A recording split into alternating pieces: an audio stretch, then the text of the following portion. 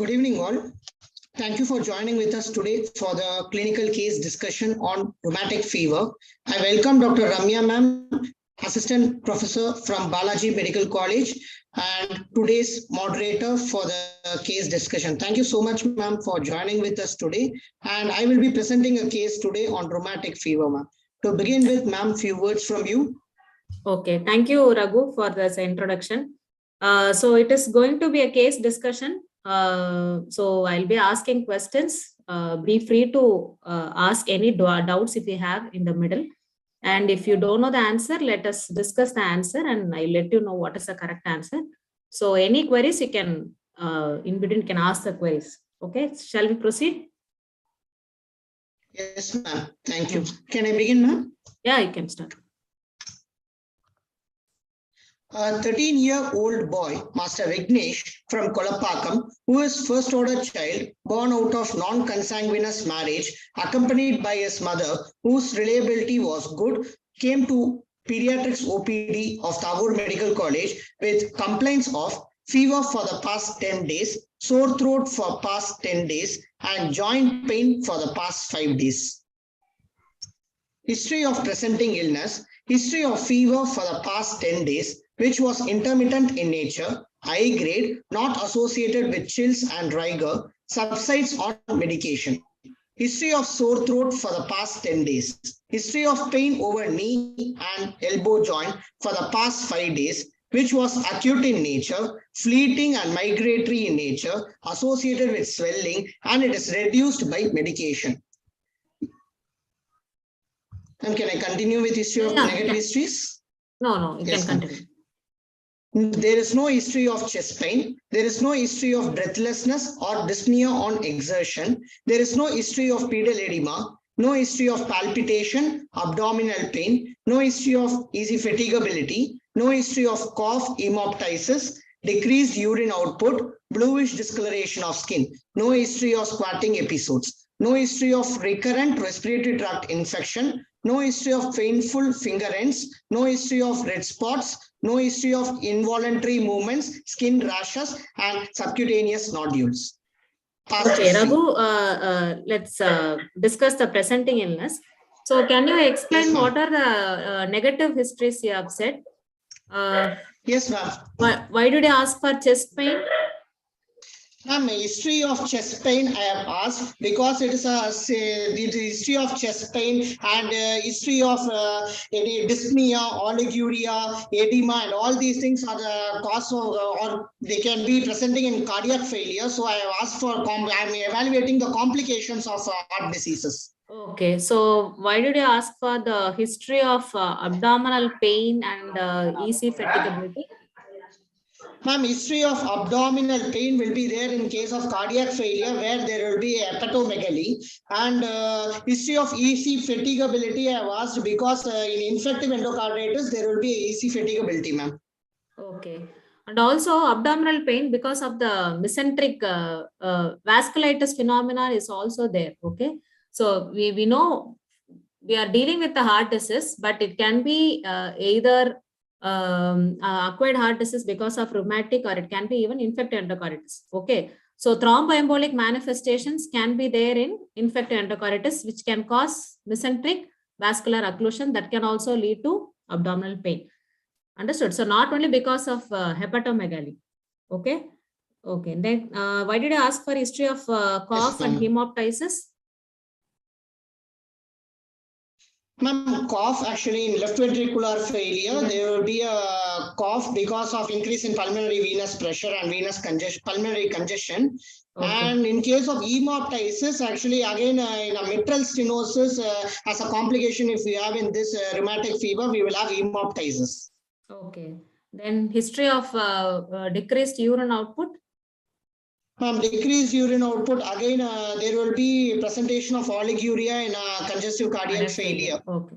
Okay. Why history of bluish discoloration of the skin and the squatting episodes? Why did you ask that? Ma'am, the bluish discoloration of skin may occur in case of a cyanotic heart disease, and again squatting episodes in case of a cyanotic spells, we will be getting a squatting or squatting equivalence, ma'am.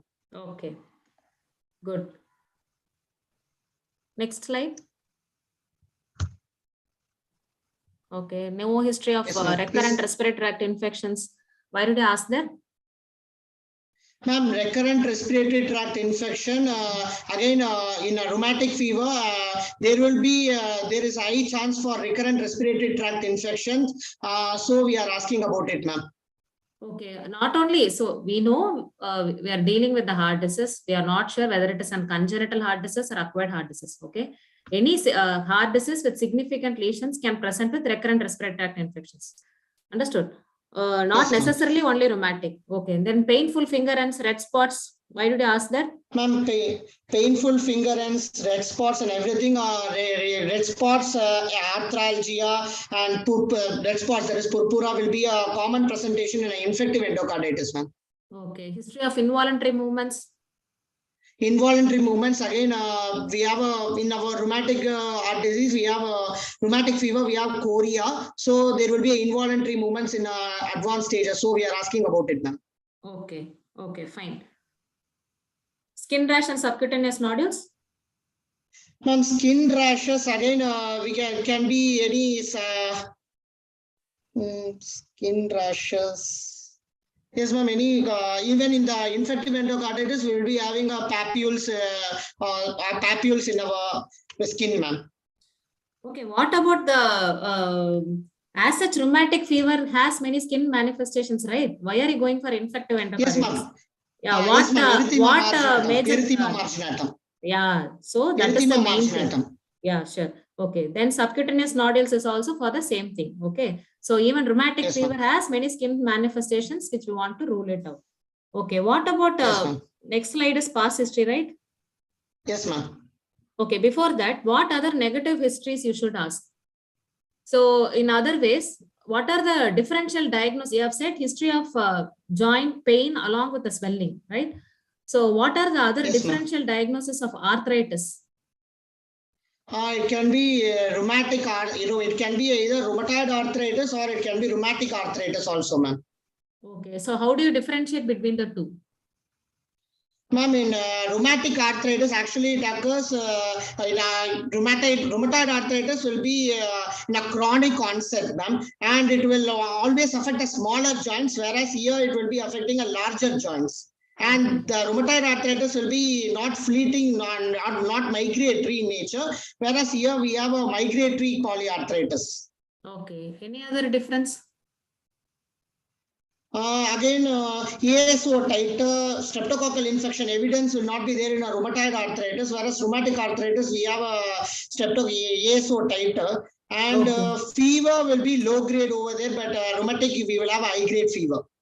Okay, any other thing? What happens to the joint when they recover from the rheumatic fever, and what happens in rheumatoid arthritis? Do you have joint deformities in rheumatic arthritis? Yes, ma'am. Rheumatoid arthritis, we have the swan neck deformities and other deformities will be present, whereas here we don't have deformities, ma'am. Or there will be a mild deformities. Okay. So one thing is, and also response to NSAIDs, aspirin. It is more dramatic in rheumatic arthritis, whereas the response will be poor to moderate in rheumatoid arthritis. Okay. So what are the other differential? You said only rheumatoid and rheumatic. What other diseases can manifest as arthritis for which a negative history should be asked for? You have missed that. What other arthritis? What are the other diseases which can manifest as arthritis other than rheumatoid?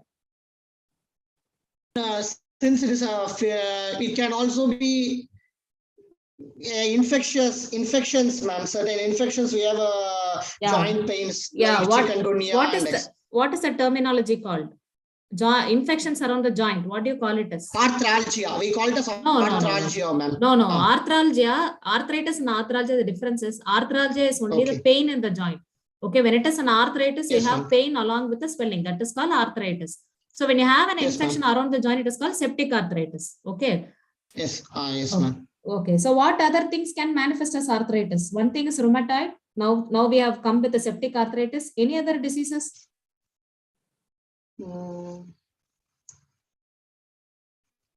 sure. So even any collagen vascular disease like SLE, okay, connective tissue disorders can also manifest with arthritis. So for that only we are asking for rash. Rashes, not only we are ruling out infective endocarditis, even SLE can manifest as arthritis. Okay.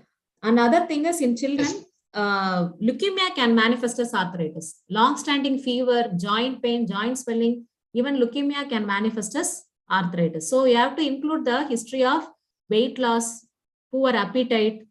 Okay, so that can also manifest as arthritis. Other thing is post-streptococcal reactive arthritis, one phenomena is there. Okay, even that can manifest as arthritis. That is not rheumatic. Following a streptococcal infection, a child can have reactive arthritis. Okay, that is called PSRA, post-streptococcal reactive arthritis.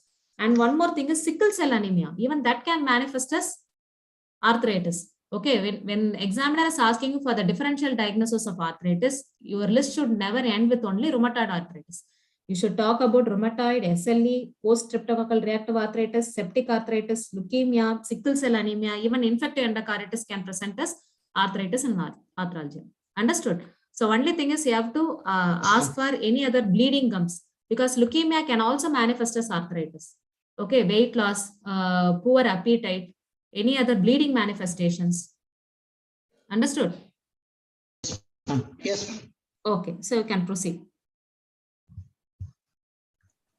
Past history of similar recurrent episodes of fever. Raghu? Yes, ma'am. Raghu? Yes, sir. Yes, sir. Only overview. You go back to your slide, no, presenting complaints.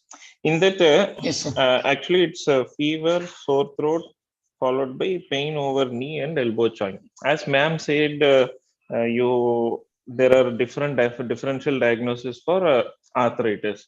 But once you go to the next slide, no, show your next slide. So here, it's straight away you have gone to chest pain, breathlessness, pedal edema. No?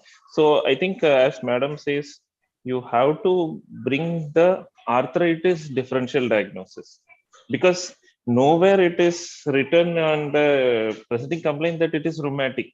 Okay, it's rheumatic fever. It's just fever and arthritis. So I think you concentrate first on arthritis, try to differentiate the different types of arthritis, whether it is GIA or rheumatic, and then it will come in the negative, because nowhere it's written that it is related to heart.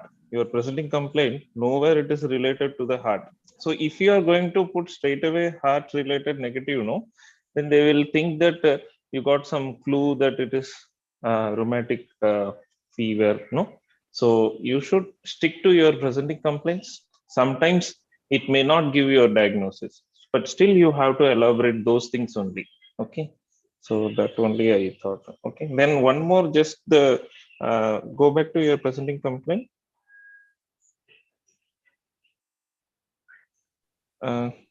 Raghu, presenting complaints. Hello, audible?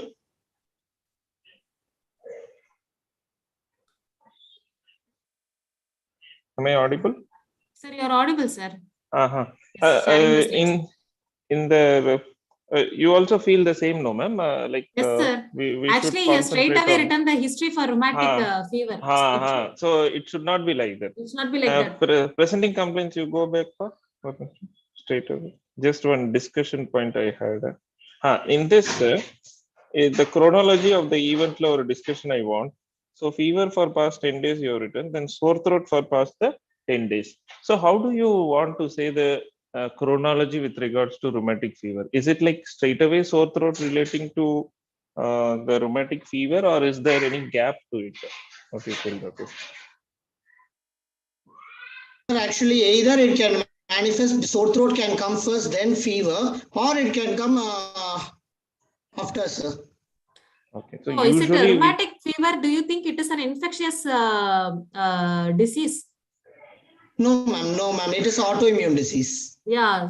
So usually it doesn't manifest along with the sore throat. So this might be relevant for future episodes, maybe. Maybe. But past history in the recent 1 month back, no, that is more relevant. Although this is the presenting complaint, but still you cannot correlate that this sore throat is causing these issues, because it is an autoimmune, no? It takes some time. So that's what I wanted to say. Okay, ma'am, you continue, ma'am. Continue. Yes, sir.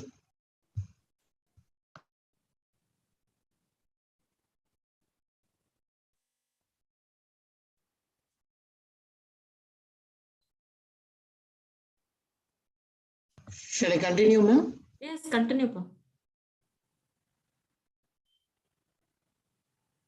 Past history. So there is a history of similar recurrent episodes of fever and sore throat, history of recurrent joint pain and swelling in the past, history of previous hospitalization 2 years back for similar complaints and said to be having some cardiac involvement. Injection was prescribed once in 3 weeks, probably prophylactic dose of benzyl penicillin. History of discontinuation of prescribed medicine 1 year back. No history of drug allergy. Okay, recurrent joint pain and swelling means how many episodes he had, or how was that episode? And there are no details about that recurrent joint pain and swelling. Like it was like child was having it only during that hospitalization 2 years back, or intermittently is getting that joint pain and swelling. Because see, juvenile idiopathic arthritis can also manifest as joint pain and swelling in recurrent joint pain and swelling. Okay. So how was that episode? There are no details about that recurrent joint pain and swelling. How many episodes did the child have? Was it only one episode?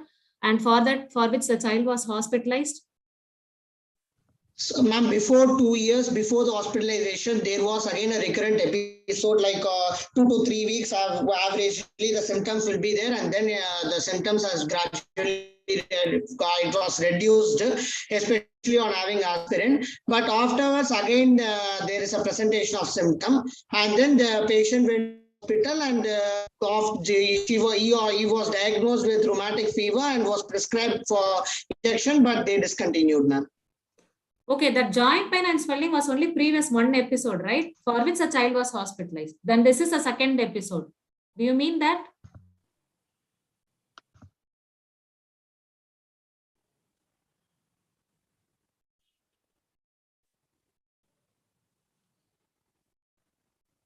No, ma'am, there was again a joint pain before. Before also there was a joint pain and swelling, but they hospitalized 2 years back. Now before last 1 year, he is having a recurrent episode. Recurrent episodes. Okay. Okay. Of medicine. Okay.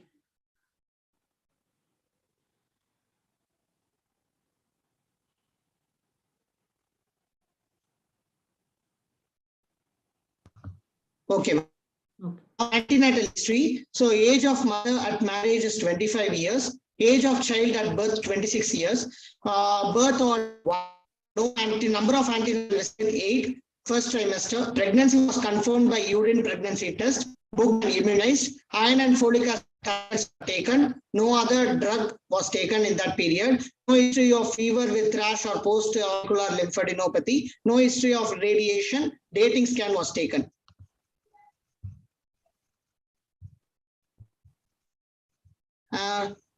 Second trimester, quickening felt at 5th month, anomaly scan was taken, no history of headache, blurring of vision, pedal edema, bleeding per vagina. Third trimester, able to perceive fetal movement, no history of bleeding per vagina, no growth scan was taken. Birth history, full term vaginal delivery, cried immediately after birth. Birth is weight 2.5 kg, no history of NICU admission, urine and meconium passed within 24 hours. Feeding history, the baby was breastfed immediately within 30 minutes, exclusively breastfed for 6 months. Complementary feeding started at 7th month. Developmental history, ma'am. Shall I continue, ma'am? Yeah, continue. Developmental history, it is appropriate for age, no developmental delay. Immunization history, immunized till date according to national immunization schedule. Last vaccine was received is TD at 10 years. Tetanus toxoid for 10 years. Contact history, no history of contact with known case of tuberculosis and COVID-19 patient. And personal history, he takes mixed diet, bowel bladder habit appears to be normal. Family history, non-consanguineous marriage, no significant family history.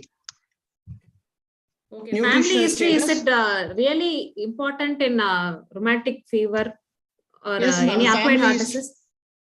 Yes, ma'am. Family history is required in case of rheumatic fever because it is HLA, it is associated with a genetic, as well as other disease like maternal consanguineous marriage. We have to ask because there's high chance of chromosomal disorder and cardiac defects. Similarly, heart disease runs in a family, ma'am. Cardiac disease about 25%, congenital heart disease about 3% runs in the family. And hereditary disorder like pulmonary stenosis, Noonan syndrome, there is a commonly pulmonary stenosis can be seen.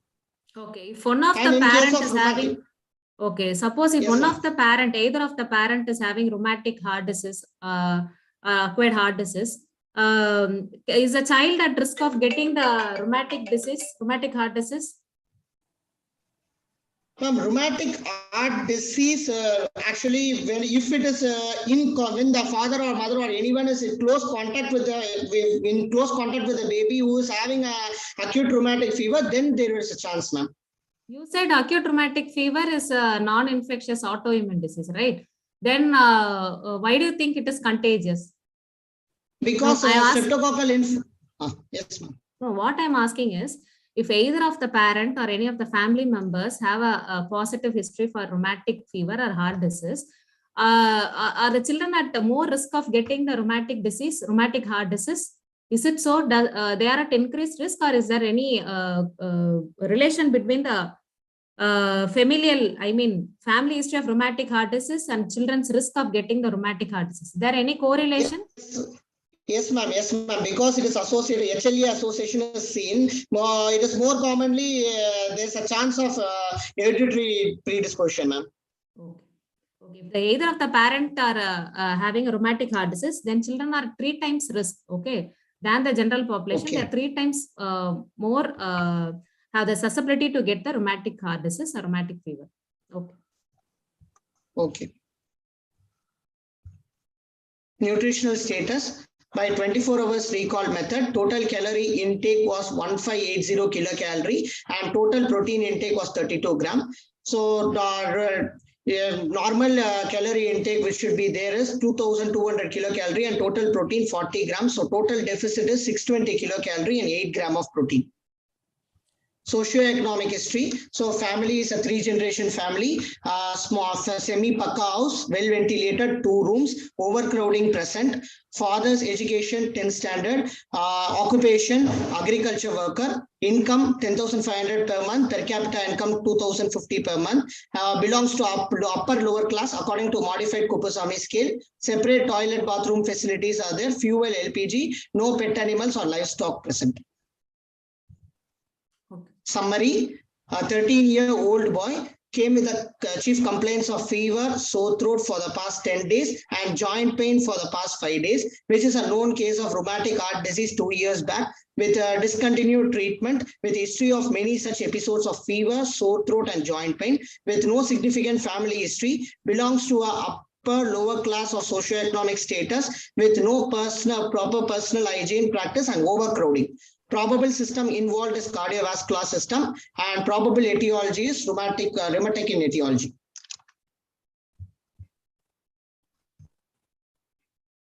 Okay. Can I go to the socioeconomic history? Yes, ma'am. So how many total family members are there? Total 5, ma'am. 5 members.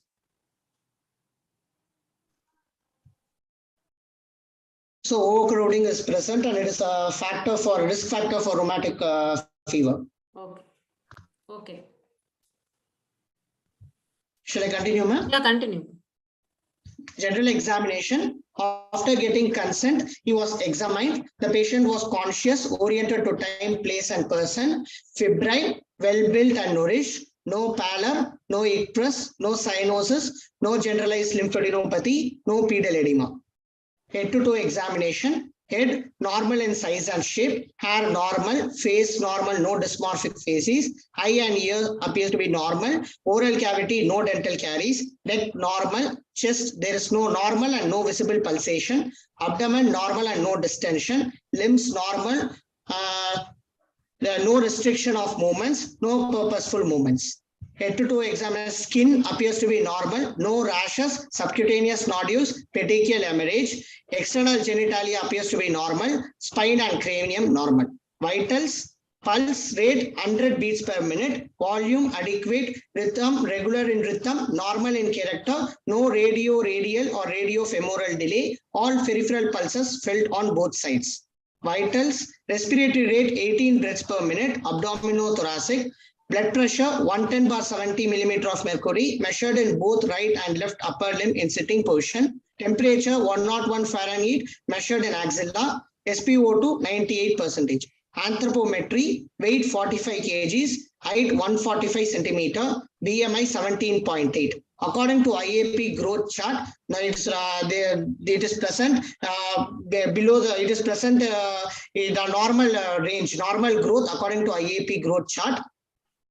Ma'am, can I continue with the systemic? Yeah. Systemic examination, inspection, chest wall appears to be symmetrical, no deformities, no kyphosis, scoliosis. Trachea appears to be in midline, and apical impulse not seen, no precordial bulge, no visible pulsation, no scars or sinuses, JVP not elevated, jugular venous pressure not elevated.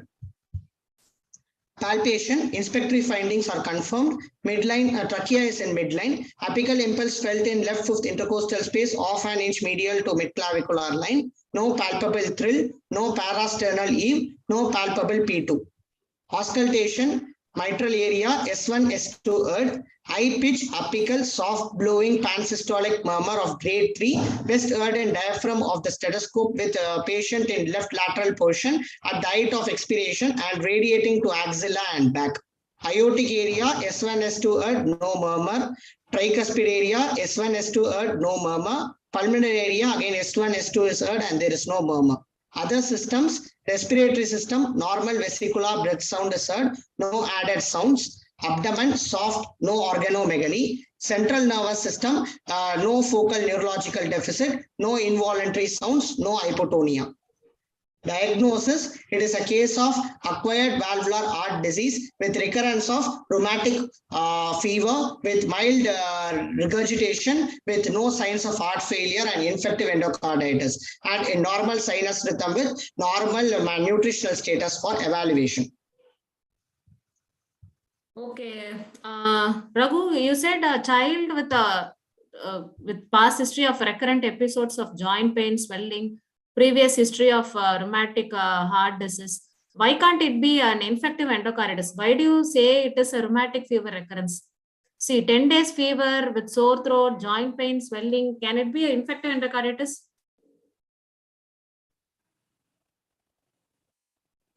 Ma'am, one thing is there will be fever will be associated with chills and rigor, and here we don't have chills and rigor, ma'am. That is one differentiating point. And not necessarily all infective endocarditis should present with chills and rigor. It can be a high-grade fever spike presenting as PUO, pyrexia of unknown origin also. Okay, then? Migratory polyarthritis is present, ma'am. Here the swelling is between major joints, it is fleeting. So here in the infective endocarditis, we won't have the fleeting joint pain, ma'am. Okay. So this child was diagnosed to have heart disease earlier? Yes, like they have confirmed it? Their parent could not tell what heart disease. They are not sure, ma'am, but they told some heart disease was diagnosed 2 years back, but they have failed to take drugs from last year. Okay. So during an acute episode of rheumatic fever also, you will get valvulitis, right? Carditis. So how will you differentiate between the rheumatic carditis and infective endocarditis? Like in this case, so this child had already rheumatic heart disease. He was diagnosed and he was on prophylaxis. So how will you differentiate a child? How do you know this child is not having infective endocarditis? How will you differentiate rheumatic carditis from infective endocarditis? Both are carditis, right? Yes, ma'am. By rheumatic carditis and infective carditis. So one thing is like vegetations will be that will be rheumatic carditis will be like Yeah, rheumatic carditis will actually involve the valves, ma'am, but infective endocarditis, it will be involving the ventricular valve, and appearance will be pedunculated in the infective endocarditis, ma'am. Okay, both will have vegetations. Okay, even a rheumatic carditis can have vegetations also. So how will you exactly differentiate? Infective endocarditis, what is the diagnostic criteria? One thing is you should look by echocardiography, you have to look for vegetations. What is the other one? What other evidence you should get? Rheumatic carditis, it's only because of an autoimmune, right? So Yes, there is a ma'am. past Yes, history of streptococcal throat infection, and now the antibodies are targeting the heart valves. You are getting valvulitis. There can be vegetations also. Okay. In Yes, what ma'am. ways infective endocarditis differ from this rheumatic carditis? Along with echocardiography, vegetations, what other thing you should do? Blood culture. Blood culture, should yeah. have been done, So ma'am. rheumatic vegetations, rheumatic carditis, it is sterile. Okay. Whereas infective Yes, ma'am. endocarditis, you have an associated infection. So you should prove by the blood culture. That way you should differentiate. Yes, ma'am. Okay. Okay. So what is the etiology, like pathogenesis of rheumatic fever? Ma'am, can you hear me? Yeah. Rheumatic fever is actually autoimmune disease, ma'am. So, of course, after a streptococcal infection, the streptococcus What will type be of like streptococcal infection? group A beta hemolytic streptococcus, ma'am. Okay. Can you name the organism?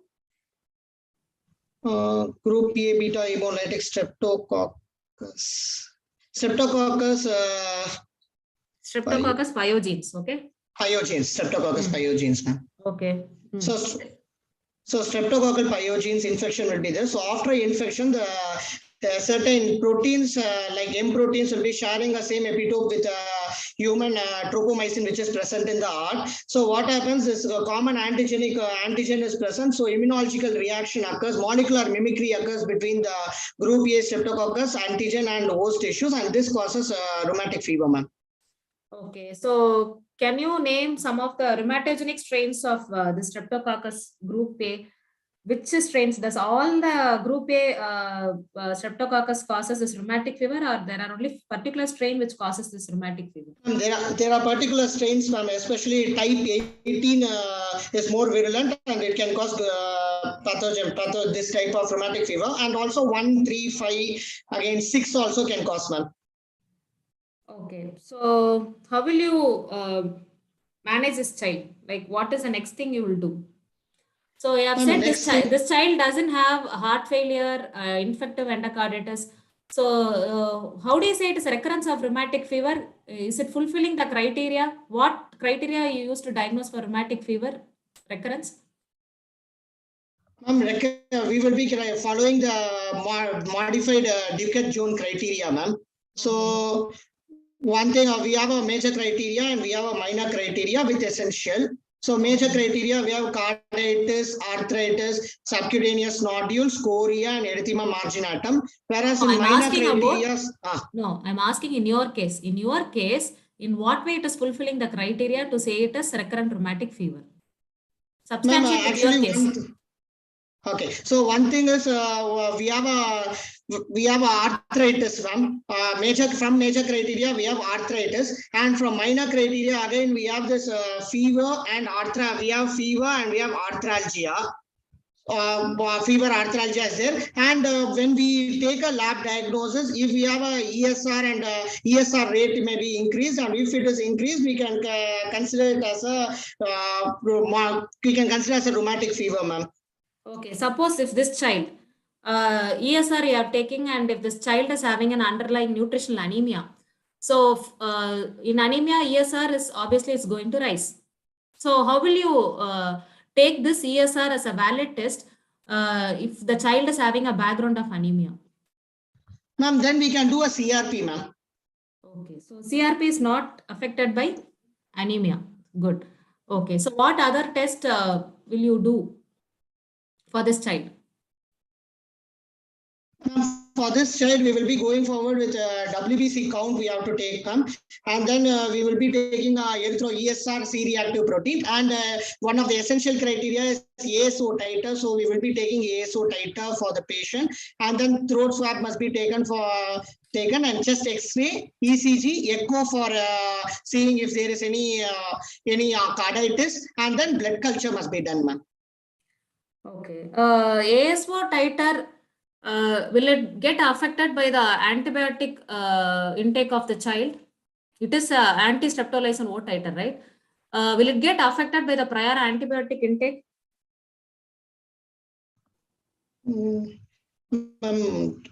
I guess no, ma'am. Okay. So ASO titer is not affected by prior antibiotics or any steroids. Okay. So it's a better thing to look for, ASO titer. Okay. So Yes, what are the signs and symptoms? In your case, this child is not having any carditis feature. So can you tell me what other signs will you look for carditis? For carditis, actually, we have to look for chest pain, pericardial rub, and pericardial effusion. These are we can divide into endocarditis. This is a pancarditis, which is a presentation in a rheumatic fever. So for pericarditis, we can check for chest pain. We can ask for pericardial friction rub is present, and then we have to check for pericardial effusion. And for myocarditis, we can actually look for the cardiomegaly. When we take an echo, we can see for cardiomegaly, and then we can also check if there is any tachycardia, which is disproportionate with fever, and then S1 sound will be muffled in case of involvement of myocardium. And endocarditis, we have here in this case also there's a pansystolic murmur. Okay, so you said like this child had pansystolic murmur, soft S1 radiating to axilla and everything, right? So how do you know this murmur is because of this rheumatic fever valvulitis, or it is because of the rheumatic heart disease caused by the previous episodes? How do you actually differentiate? So now also the child is, you said the child is, you gave the diagnosis of recurrent rheumatic fever. So this rheumatic fever can also cause valvulitis leading to regurgitation, mitral regurgitation, causing pansystolic murmur. And whatever you said, radiating to the, so same thing can happen with current valvulitis also. But you said the child had rheumatic heart disease. Now this is a recurrent rheumatic fever. So how will you, why do you think this child had earlier heart disease?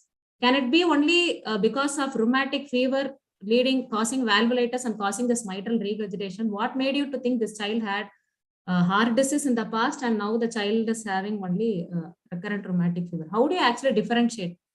Do you think there will be some latency period between the rheumatic fever and rheumatic heart disease to develop? Yes, ma'am. We can have a late onset carditis also in rheumatic fever. We call it as indolent carditis, ma'am. What I'm asking is, suppose if a child is having rheumatic fever now this week, okay, so yes, will the child get rheumatic heart disease like mitral stenosis very early, or it will take some time? Ma'am, it will take some time, ma'am. Okay, how long do you think?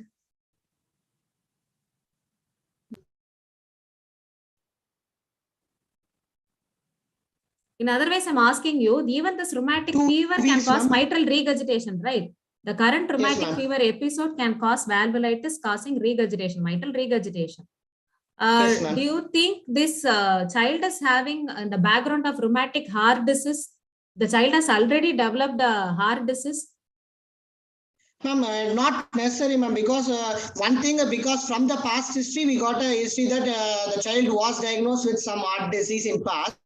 But even in the if it is going to be acute rheumatic fever, within 2 weeks it can present. But here we have only 10 days from the onset of symptoms.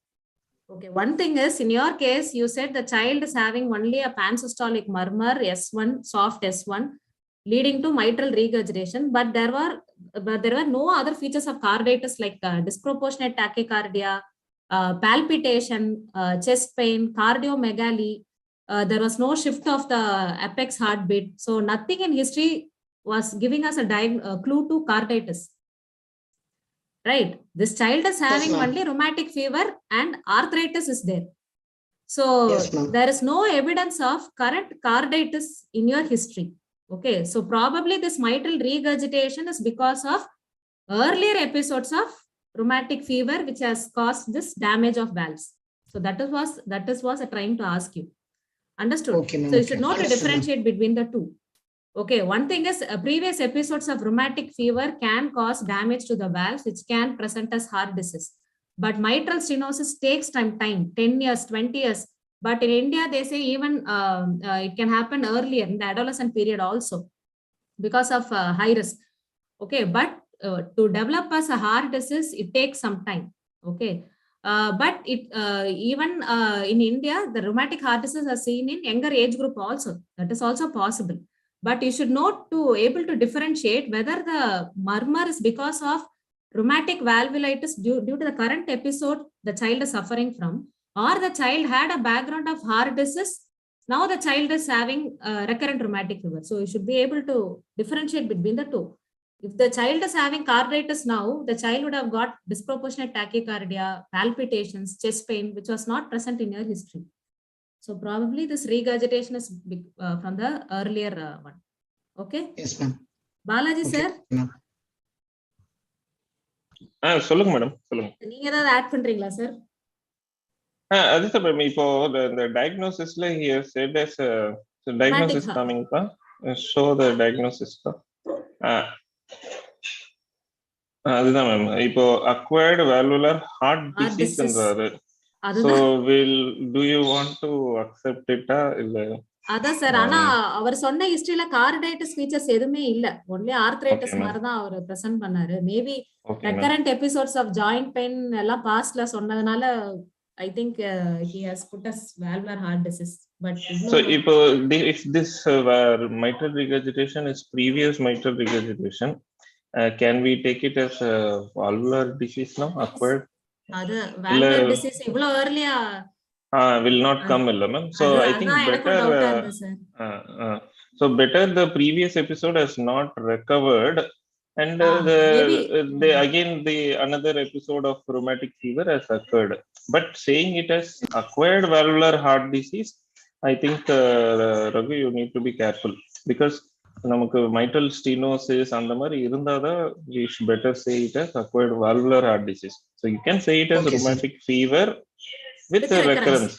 That's all. ஆமா, in case of rheumatic fever with recurrence.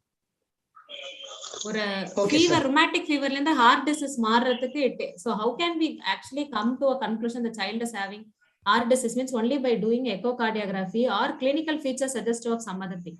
எக்கோல வந்து they'll have valve stenosis, calcifications அதெல்லாம் இருக்கும். Whereas acute episodes ல you'll have only cardiac rupture, inflammation of the valves, dilatations, and the prolapse இருக்கும். So this is how you differentiate. But to develop as a heart disease, it really takes some time.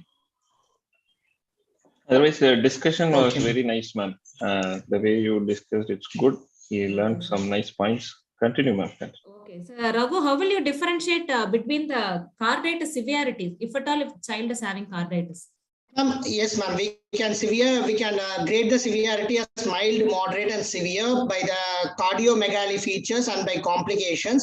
And cardiomegaly will be absent in a mild carditis, whereas in moderate and severe it will be present. Similarly, cardiomegaly features can be prominently seen in the echo in moderate, and CCF will be present. Congestive cardiac failure and pericardial effusions will be present in severe carditis, whereas in mild and moderate it won't be present, ma'am. Okay, so now we see many children with pharyngitis because of the seasonal change. Will you treat every pharyngitis as a bacterial pharyngitis and treat them with antibiotics? Like, are there any difference between the viral pharyngitis and streptococcal pharyngitis? How will you really differentiate between the two? Ma'am, viral pharyngitis will be like it will be present only 2 to 3 days, whereas streptococcal pharyngitis will be present for a longer duration of time, ma'am. Sore throat. No. That is not the thing. So clinically, like by history wise, how will you differentiate between the two, streptococcal and viral? Now, because of the season change, also many children are presenting to us with pharyngitis, right? Sore throat, cough, cold, and everything. So how will you really differentiate between the bacterial and viral? Will you give antibiotic for everyone? No, ma'am. So any other thing will you look for, like how will be the history in viral pharyngitis and what will be there in a bacterial pharyngitis? Ma'am, in viral pharyngitis, it can be associated with cough will be there and rashes can be present. Even inflammation, the mucosas can be present. Common cold symptoms will be present, ma'am. Whereas in our group A beta pharyngitis, streptococcal pharyngitis will be there will be spots will be present again in the mouth, ma'am, which can be a differentiating feature. See, both can present with the same features. Okay. The thing is, in viral pharyngitis, the severity of the cough is very more. Okay. Child will be constantly coughing. Whereas in a bacterial pharyngitis, the cough is not that severe. It will be a minimal cough, but they will have intense pain on swallowing. There will be swallowing difficulty. Whereas in viral pharyngitis, they will have only like sore throat. Like they will have some itching, scratchy sensation in the throat. It is not really a pain. Whereas in bacterial pharyngitis, they have real pain while swallowing. And also there will be enlarged lymph nodes in streptococcal pharyngitis. Tender lymph nodes may be there. Whereas viral, it is not usually present with lymph node. Okay. And associated features, streptococcal, sometimes it can have skin manifestations, like rashes can be there.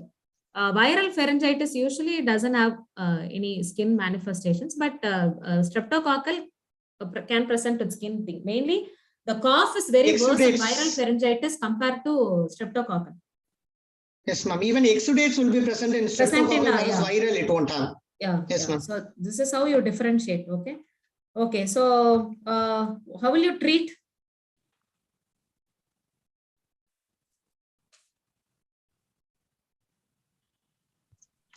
Ma'am, treatment, we will be starting with penicillin 4 lakh international unit intramuscularly for the period of 10 months we will be giving, ma'am.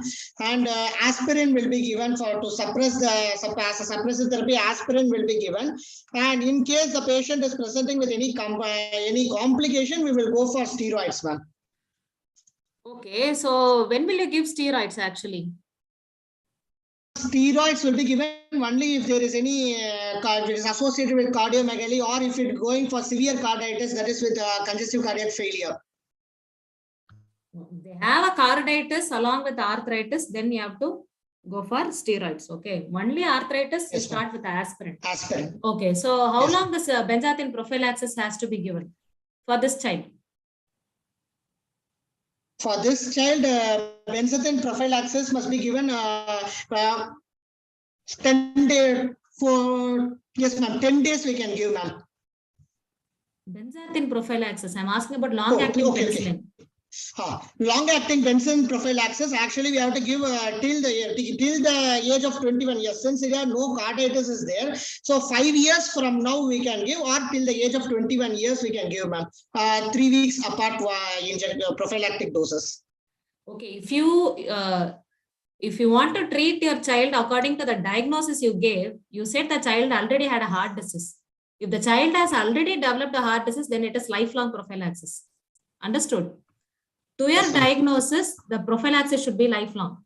If the child has already developed a heart disease, then you should give lifelong prophylaxis. If the child is having only rheumatic fever, and if the child has not developed carditis, then comes what you said. Okay, if the child is having carditis and no rheumatic heart disease, then you have to give for 10 years.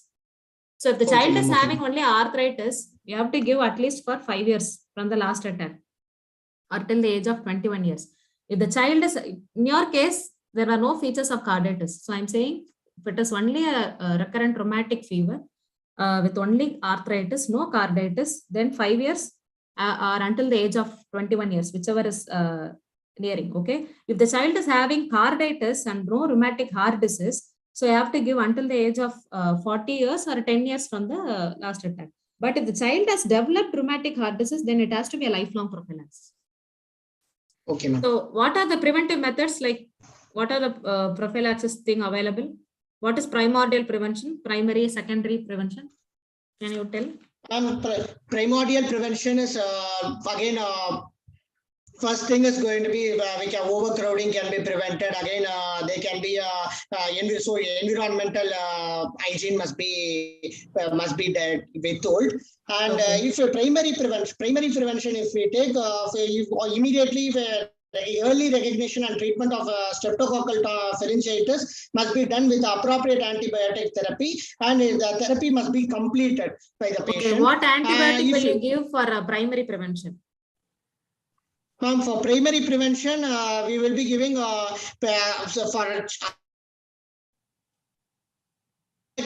a benzathine penicillin itself can be given, ma'am. Sorry, your voice broke. I didn't hear it. What will you give?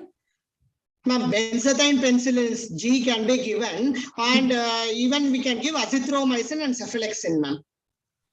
Okay, so even oral penicillin can be given, okay, for 10 days.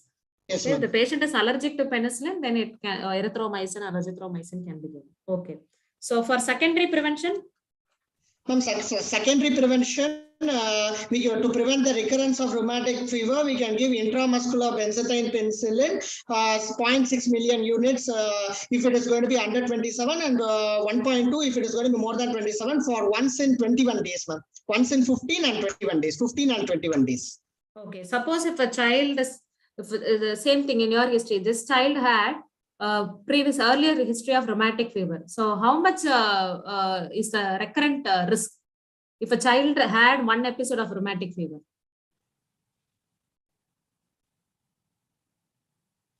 If the child has rheumatic fever, not sure, ma'am. 50%, okay.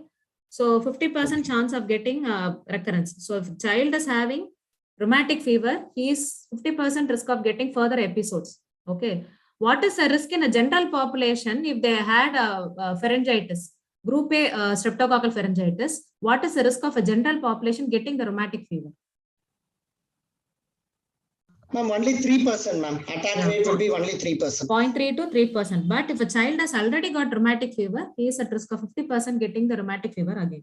So only we want to give prophylaxis to prevent further episodes. Yes, okay. ma'am. Okay. So suppose if the child is having MS and mitral stenosis and mitral regurgitation. The child had a mitral regurgitation. In due course, the child is getting mitral stenosis. So what are the clinical features which will point in favor of mitral stenosis, or what will be the dominant features? And for mitral yes, ma'am. For if it is going to be a mitral stenosis, then first thing is going to be we will be having a more severe obstruction. So orthopnea, paroxysmal nocturnal dyspnea will be there, and arrhythmias can be presented. Hemoptysis can be presented in the history, and in the examination we can have a JVP will be increased in case of mitral stenosis associated with heart failure. Okay, how will be the pulse? And auscultatory fainting. Pulse will be like pulse volume will be raised, ma'am. No. See, in mitral regurgitation only we will have high volume pulse. If it is going towards mitral stenosis, it will change into a low volume pulse. Low volume pulse, ma'am. Okay. So yes, what will be the other differentiating features? How will be the apex in MR and MS? I mean, apex beat will be usually normal in position in case of in case of a MS, ma'am, or slightly outwards if there is any right ventricular hypertrophy due to pulmonary. Whereas in the case of mitral regurgitation, the apex can be shifted downwards and outwards, ma'am. Okay, so the character, what is the nature of the apex?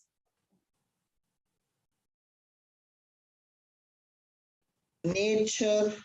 It is usually MR, if it is severe, it is hyperdynamic apex. Okay, whereas in MS, it is tapping. Okay, ma'am. Okay, and also the chambers, yes, mitral stenosis, usually we have right ventricular hypertrophy, but in mitral regurgitation, we have left ventricular. Left ventricular hypertrophy. Yes, ma'am. Okay. So which valve is dominantly affected in rheumatic fever? Ma'am, dominantly mitral valve is affected, ma'am. Okay. What other valves can be involved? Ma'am, aortic valve can be involved. Okay. Least common is tricuspid and pulmonary, ma'am.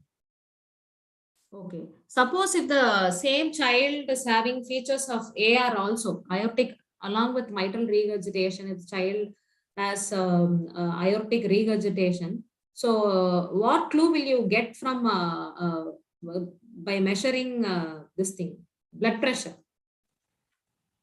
The child had aortic regurgitation as well. So, from the vital signs, what are the clues we can get if it is AR, aortic regurgitation? If it Hello. Pa, I couldn't hear you. Hello. Yes. Ma'am, can you? Yeah, I can hear Yes, you. ma'am.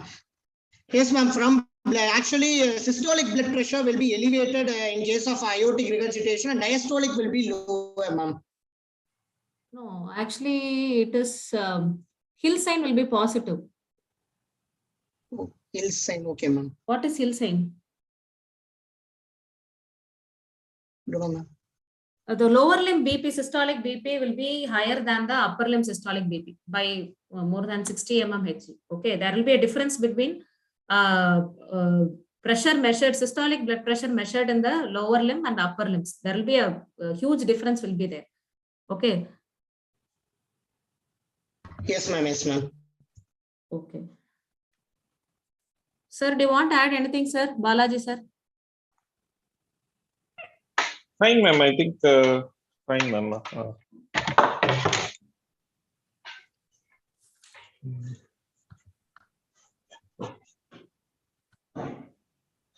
And Raghu, do you have what are the things updated in this recent Jones criteria? What was like a previous one? What is the updated version? Do you know what are the differences? This Jones criteria? Ma'am, no, don't know, ma'am. So this current Jones criteria, they have taken the endemicity also into consideration. Okay, like they have given two things: high risk population and low risk population. Yes, so previously yes, it was not like that. So when do you say which population is considered as low risk? Population which is going to have a more than 2 per 1,000 population, I guess, ma'am. No. In a school going children. No, so if the rheumatic fever is less than 2 per 1 lakh population, or in any age group, if the heart disease is less than 1 per 1,000, then it is called as low risk. The others are considered as high risk population. Okay. So to apply the criteria, we should know which one is high risk, which one is low risk population. So ours is a high risk population. Okay. And also previously they didn't include echocardiographic findings into the criteria. Okay. But now they have taken that also into consideration. So what is subclinical carditis? And subclinical carditis is the subclinical carditis will be where the clinical examination is normal, but echo findings will be abnormal, ma'am. Yeah. So now they have taken even consideration the subclinical carditis into the criteria also. Okay, so these are the two major differences. Earlier it was not like that. So now based on the endemicity, and they have categorized into low risk and moderate and high risk population, and they have included even subclinical carditis into the criteria. Suppose if the child is not fulfilling the Jones criteria, but you have a strong suspicion this child is having rheumatic fever. Will you wait for the confirmation, or you will start giving prophylaxis to prevent to prevent developing heart disease? We will be, if you have a strong suspicion, we can, because there are in few cases there will be a few features will be arising later. Yeah. So we should always, if you have a strong suspicion, there is no harm in giving secondary prophylaxis. Okay. So which major criteria features is strongly associated with carditis. Which skin manifestation is have a strong association with carditis? Ma'am, erythema, evanescent rashes, non-blanching rashes. Subcutaneous nodules, okay. If the patient is having subcutaneous nodules, most probably they have coexisting carditis, probably severe carditis. Yes, ma'am. Do you have any doubts, Raghu? You can ask me.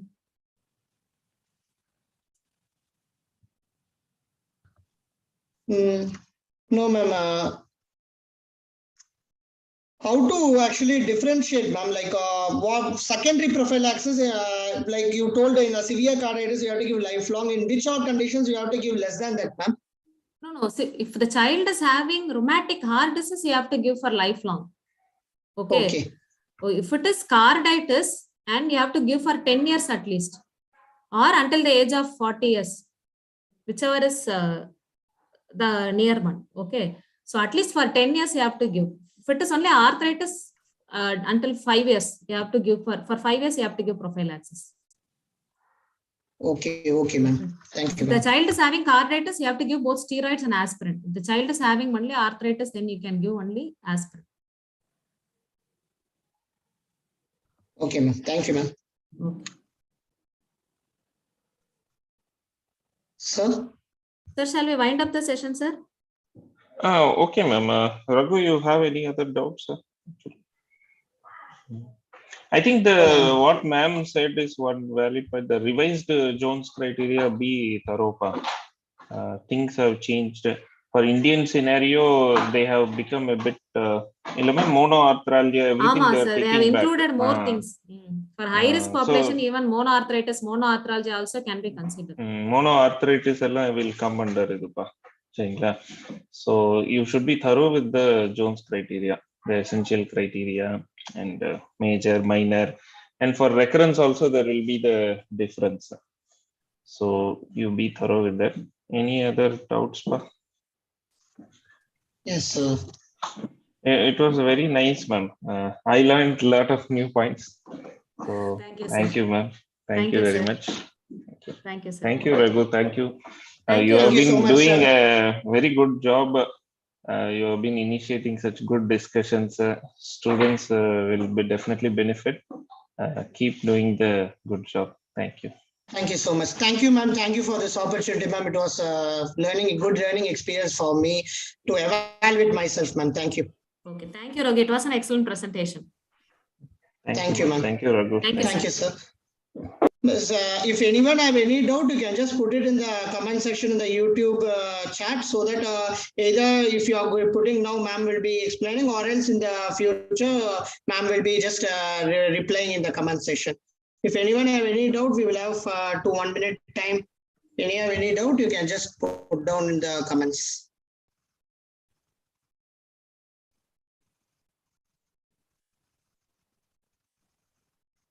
Thank you so much, ma'am. Thank you so much, sir. Thank you, ma'am. We will soon have a more clinical presentation in future, ma'am. Thank you. Thank you, sir. Yeah, thank you. Thank you, sir. Thank you, ma'am. Thank you, Raghu. So if you have any concluding points, sir, or ma'am, if you have any concluding points. No, nothing else. I think we have discussed everything. Okay, ma'am. Thank you, ma'am. Okay, thank you.